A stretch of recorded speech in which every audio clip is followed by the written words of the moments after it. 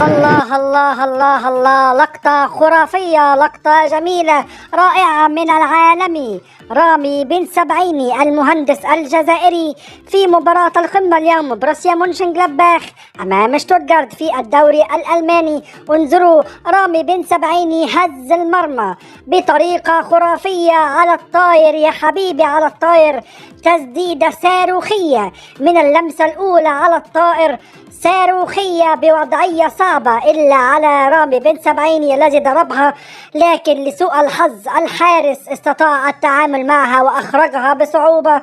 لكن لقطة جميلة تلخص مدى الإمكانيات الرائعة للعالمي رامي بن سبعيني في هذه اللقطة، الذي كاد أن يكون هدفا عالميا، هدف الأسبوع في الدوري الألماني لولا تألق الحارس الذي أبعد صاروخية رامي بن سبعيني. إن شاء الله هذا اللاعب يستحق التواجد في مكان أكبر أوروبيا. والسلام عليكم ورحمة الله وبركاته.